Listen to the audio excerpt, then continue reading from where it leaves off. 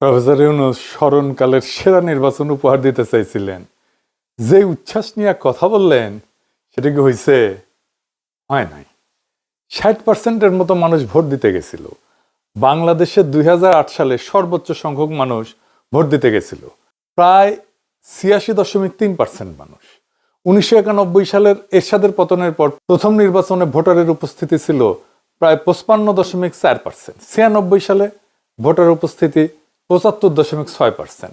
2001 সালে 74.9%। মানে প্রত্যেক টার্মে বেশি বেশি মানুষ ভোট কেন্দ্রে যাচ্ছিল। এবার কেন কম গেল?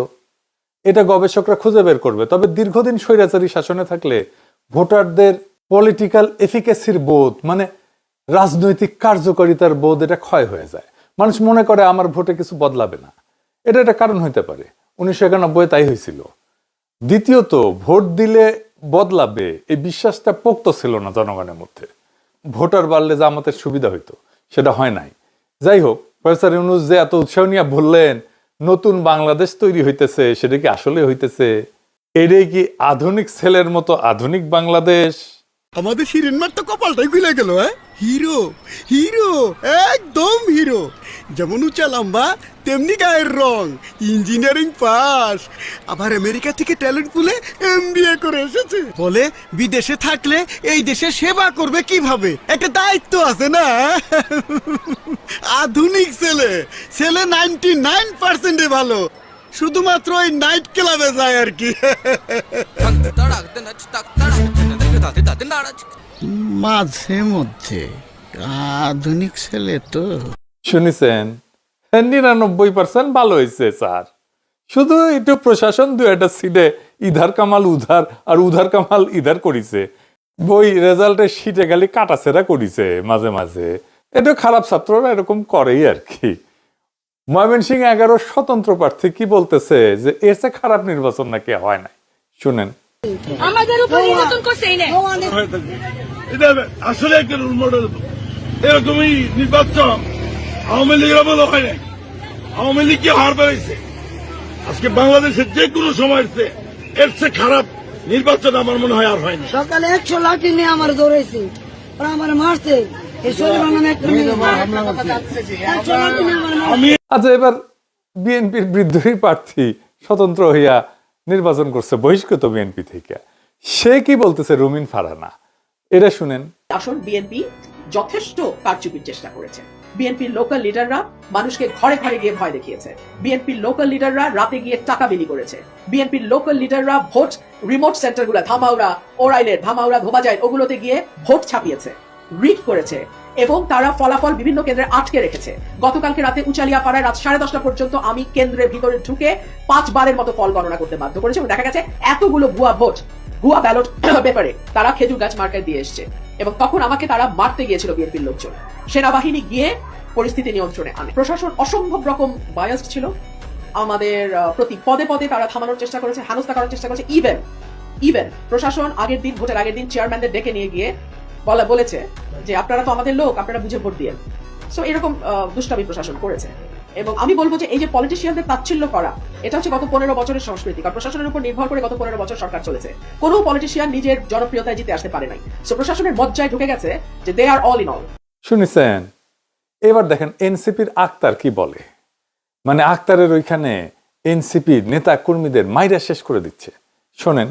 যা করছে তার দায়ভার তারেক রহমানকে নিতে হবে। আমার এখানে যে কয়জন মানুষের বাড়িঘর ভেঙে দেওয়া হয়েছে, যতগুলো স্বর্ণলংকার টাকা পয়সা লুট করা হয়েছে, যতজন মানুষের মাথা ফাটানো হয়েছে, মোটরসাইকেল করে ভেঙে দেওয়া হয়েছে, হারা গেছে আমার পার্টি অফিসটা তারা ভেঙে দিয়েছে। এটাই হচ্ছে বিএনপির তারা ক্ষমতায় পাওয়ার মানে মাত্রই, মানে এখনো পর্যন্ত তারা শপথ নেয় নাই, শপথ নেওয়ার আগেই তারা এইসব শুরু করে দিয়েছে। আদতে তো 5 আগস্টের পরে থেকেই তারা নিজেরাই নিজেদের 250-এর উপরে লোককে তারা নিজেরাই খুন করেছে। অন্য দলের লোককে খুন করতে তাদের ভাববে না। যে কোনো সময় তারা আমার আসনের মানুষকে মেরে ফেলতে পারে, যে কোনো সময় তারা আমাকে মেরে ফেলতে পারে। এই ধরনের পরিস্থিতি তারা তৈরি করে রেখেছে। আমি ভয় পাই না, জানের মায়া আমি করি না। শুনেছেন? নেতা কর্মীদের পেটানো হইতেছে, বাড়িঘর ভেঙে দেওয়া হইতেছে, লুটপাট করা হইতেছে। এই হইতেছে বিএনপির বিজয় উদযাপন। তারেক রহমানের চাকর বাকরেরা এখন জুলুমের লাইসেন্স পেয়ে গেছে। মারহাবা। এই আপনার নতুন বাংলাদেশ স্যার। হ্যাঁ, এই নতুন বাংলাদেশ আপনি উপহার দিয়ে যাইতেছেন। যাই হোক, এইবার আমরা এই ইলেকশন নিয়ে কিছু ইন্টারেস্টিং তথ্য দেখব। সারাদিন অনেক অ্যানালাইসিস করেছি, বোরিং অ্যানালাইসিস, কিন্তু যা পাইছি খুবই মচৎকার, আপনাদের মজা লাগবে। আপনারা নিজেই প্রশ্ন করবেন, জামাত এনসিপি আসলে হারছে না জিতছে, না আসলেই বিএনপির আসেন সে আলাপটা করি। জামাত সবচেয়ে বেশি কত পার্সেন্ট ভোট পাইছিল জানেন? 12%, তাও বিএনপির সাথে জোট কইরা। এবার কত পাইছে জানেন? মানে সব আসন মিলা, জামাত এবং এনসিপি মিলা 35%। 1991 খালেদা জিয়া 31% ভোট পেয়ে সরকার গঠন করেছিল। 96 সালে হাসিনা 37% ভোট পেয়ে সরকার গঠন করেছিল। আর 2001 সালে বিএনপি 40% ভোট পেয়ে সরকার গঠন করেছিল। 35% ভোট কি কম? তাইলে কি পরিমাণে ভোট পাইছে জামাত এনসিপি চিন্তা করছেন? এই পরিমাণ মানে 35% ভোট মানে বিশাল ভোট। একটা দেশের 35% লোক যেই দলকে বা জোটকে ভোট দেয় তারা সরকার গঠনের উপযুক্ত দল। তারা 35% ভোট নিয়ে সরকারে যাবে এটা আমাদের অনুমান ছিল না। আমার ব্যক্তিগত ধারণা ছিল 40%-এ যাবে, মানে বিএনপি থেকে 5% এদিকে চলে আসবে। তাহলে এটা উজ্জ্বল সম্ভাবনা ছিল, অবশ্যই সরকারে আমরাই যাইতাম। সেটা হয় নাই। কেন হয় নাই তার পুরোপুরি ব্যাখ্যা করতে টাইম লাগবে। আজকে কিছু ব্যাখ্যা পাইবেন। অনেকে কইতেছে জামাত এনসিপি ধরাশায়ী হয়েছে। কেমনে? এনসিপি একটা নতুন দল, জামাত 12% থেকে গেছে 32%-এ, ধরাশায়ী কেমনে হয়? আচ্ছা, বিএনপি কত পার্সেন্ট ভোট পেয়েছে জানেন? 49%। এই 49%-এর মধ্যে সরাসরি মাঠে ভোটের টাইমে কারচুপি করছে বিএনপি, এর ভোট টাইনে নিছে, ইঞ্জিনিয়ারিং করছে, ইধার কামাল উধার নিছে, ওগুলো বাদই দিলাম। পোলিং এজেন্ট তারাই দিছে, সিল মারছে, ভোটারদের ভয় দেখে আসতে দেয় না, আমি বাদই দিলাম। আর্মি ব্যবস্থা নিচ্ছে কইবেন, কিন্তু ওই 99% ভালোর মতো আর কি। এটা সে আরেকবার দেখান, ওই 99% ভালো আধুনিক ছেলে আর কি, দেখান। আমাদের হিরেনমার তো কপালটাই খুলে গেল। হিরো হিরো, একদম হিরো। যেমন উঁচা লম্বা তেমনি গায়ের রং, ইঞ্জিনিয়ারিং পাস, আবার আমেরিকা থেকে ট্যালেন্ট পুলে এমবিএ করে এসেছে। বলে বিদেশে থাকলে এই দেশে সেবা করবে কিভাবে, একটা দায়িত্ব আছে না। আধুনিক ছেলে, ছেলে 99%-এ ভালো, শুধুমাত্র ওই নাইট ক্লাবে যায় আর কি। হ্যাঁ, তো যাই হোক, এই 49% ভোটের মধ্যে আওয়ামী লীগের পুরা ভোট আছে। পুরা কত পার্সেন্ট? 15% তো হবেই। বাংলাদেশের তো 10%-এর মতো হিন্দু সম্প্রদায়ের পুরা ভোট পাইছে বিএনপি। আর 5% মুসলমান আওয়ামী লীগের ভোট। এটা মিনিমাম এস্টিমেট, মিনিমাম এতটুকু মিনিমাম পাইছে। তাহলে বিএনপির নিজের ভোট কত দাঁড়ায়? 34%। বিএনপি যে কলার দেখাইতেছে, রোয়াব দেখাইতেছে, ভাবেই আমগিয়া ভোট তো ওদের আমাদের যেতে কম। সরকারে থাকলে আরো কমবি ন্যাচারাল, যা শুরু করছে সরকারে যাওয়ার আগেই। আর আমাদের বাড়বি। বিএনপি যে নিজের ভোট রক্ষা করতে পারে নাই সেটা আমরা পরে দেখব। নিজের পাশা উদলা অন্যের কাছ থেকে কাপড় ধার করে পড়িছে এই ভোট, এই 49% ভোট। এটা অঙ্ক পয়সা দেখাই দিব একটু পরেই। তখন দেখবেন বিএনপির এই বিজয় কত ভঙ্গুর, বুঝি চাও। এখন একটা মজার ব্যাপার বলি, বিএনপি তো দিওয়ানা আওয়ামী লীগকে ফিরে আনার জন্য। তারেক রহমান নিজেই বলছে যে হাসিনার সন্তানেরা রাজনীতিতে আসতে পারবে। পঞ্চগড় সদর উপজেলা সভাপতি নিজে আওয়ামী লীগের অফিসের তালা খুলে দিছে। দেখেন, বিপুল আসনে সারা বাংলাদেশের সরকার গঠনের পথে এই প্রথম মুহূর্তে উপজেলা সভাপতি, চাকলাট ইউনিয়নের সাবেক চেয়ারম্যান জননেতা জনাব আবু দাউদ প্রধান, তিনি প্রথমেই যে কাজটি করেছেন বাংলাদেশ আওয়ামী লীগের প্রতি তথা আওয়ামী লীগের তৃণমূল পর্যায়ের নেতা কর্মীদের প্রাণের যে সংগঠন আমাদের চাকলাট ইউনিয়ন আওয়ামী লীগকে তিনি আজকে তালামুক্ত অবমুক্ত করেছেন। দেখেছেন, ওইটা তো বিএনপি খুলে দিছে। তারপর সারা দেশে বাম্বু খাওয়ার পর কয় যে এটা না, এটা গুদাম। গুদাম একটা গুদামের চাবি তার কাছে তালা লাগাই দিয়ে চাবিটা সে রাখছে। বোরিং সমিতির সভাপতি, বর্তমান যে নির্বাচিত সভাপতি, সে আমাকে বলছে ভাই আমার চাবিটা সে আজকে নিয়ে গেছে, চাবিটা আমাকে দিচ্ছে না। পরে আমি তাকে বললাম যে পরিবেশ খারাপ করিও না, আজকে সবে মাত্র একটা নির্বাচন হয়ে গেল, পরিবেশ আর তোমার জ্ঞান করো না, চাবিটা তুমি তাকে দিয়ে দাও। তারপর সে ওই ছেলে, আমাদের ছেলেটা চাবিটা তাকে দিয়ে দেয়, দেওয়ার পর সে তালাটা খুলে তাদের মতো করে তার দখলে নেয়। এখন এইটাকেই, এই ঘটনাকে কেন্দ্র করে এটাকে ভাইরাল করছে। আমি পার্টি অফিস খুলেছি, এখানে কোনো পার্টি অফিসের নামমাত্র নয়, কোনো সাইনবোর্ড নাই, ওই ঘরের মধ্যে কোনো চেয়ার টেবিল বসার আসবাবপত্র নেই, এবং এটা যে পার্টি অফিস এর কোনো সিম্পটমও এখানে নেই। ওটা বাম্বুর গুদাম। আর আওয়ামী লীগকে যা কইছে তোরা নিজেরা খোল, খুলিছে, খুল নাই, নিজেরাই খুলিছে। দেখেন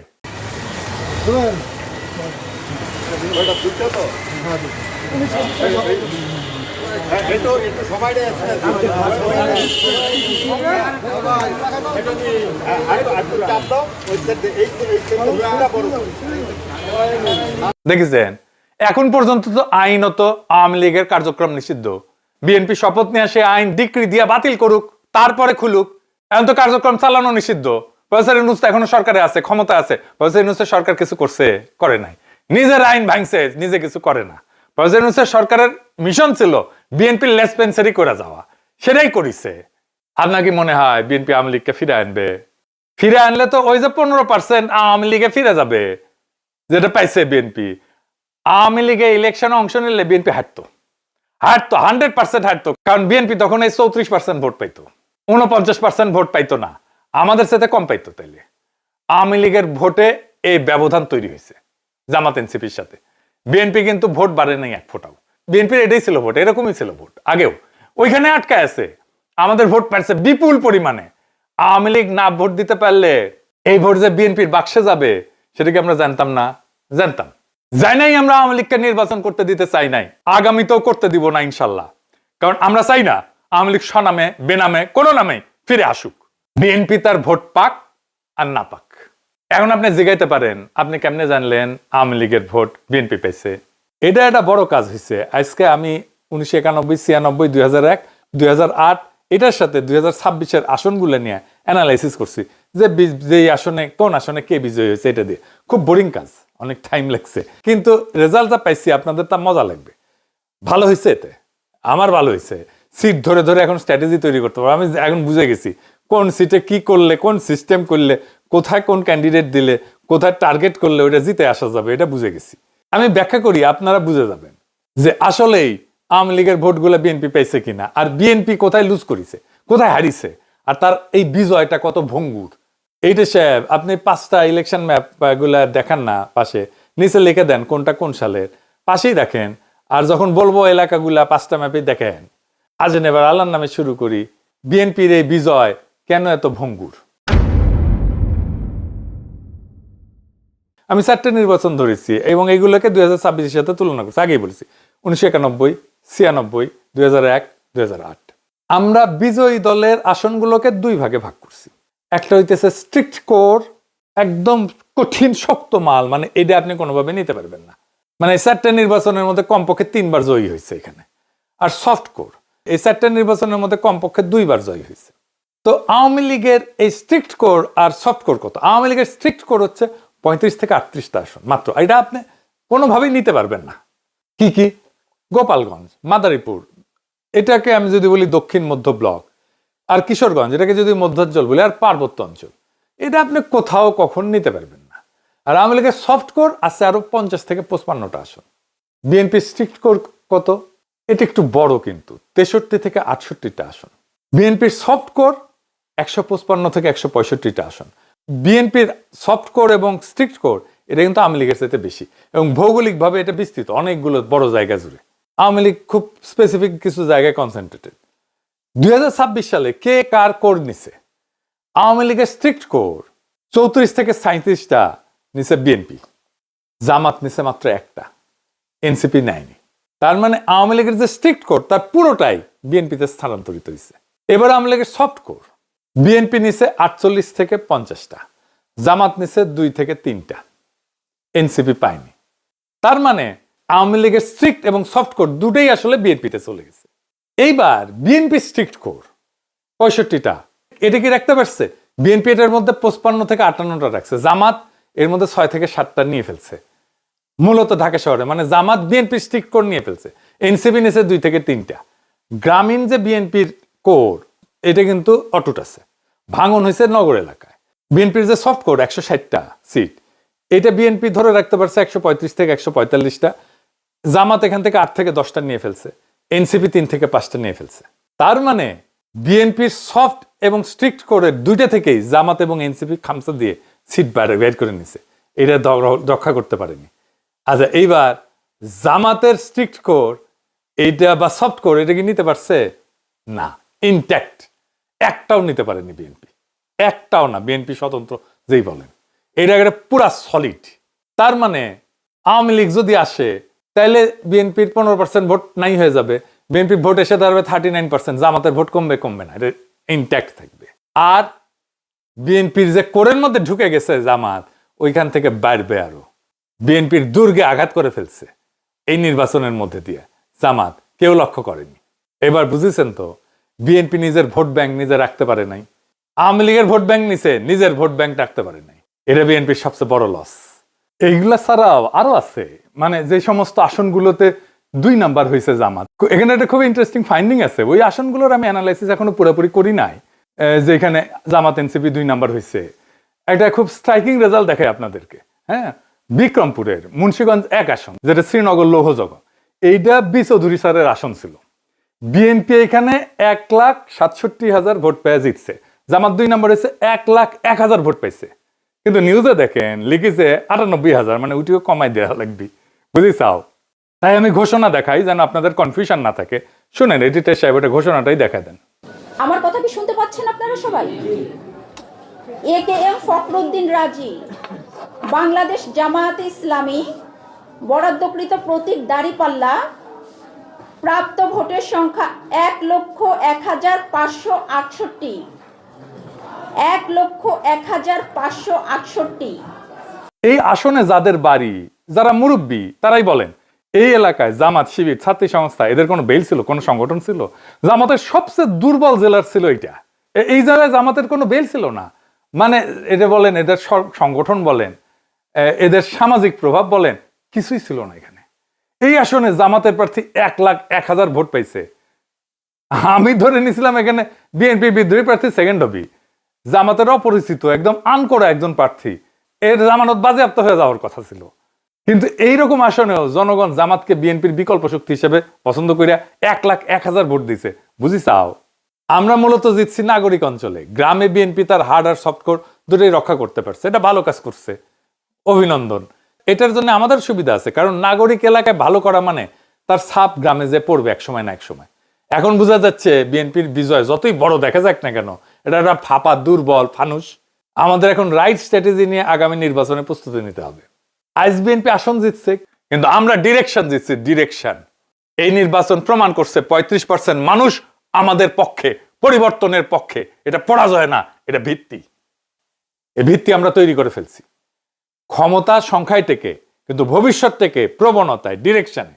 আজ যদি আমরা সংগঠিত হই, কৌশলী হই, ধৈর্য ধরি, তাহলে পরের নির্বাচনে ফল বদলাবে না, মানচিত্র বদলায় যাবে। স্রোত শুরু হয়েছে, এখন সেটাকে নদী বানাইতে হবে। আগামীর ভোট হবে প্লাবনের ভোট, বন্যার ভোট, ঝঞ্ঝার বেগে ভোট। এই প্রত্যাশায় আমাদের আগামী 5 বছর কাজ করে যেতে হবে, যেন আগামী 5 বছর পরে আমরা একটা ভূমিধ্বস বিজয় আনতে পারি। ইনকিলাব জিন্দাবাদ, আজাদি জিন্দাবাদ।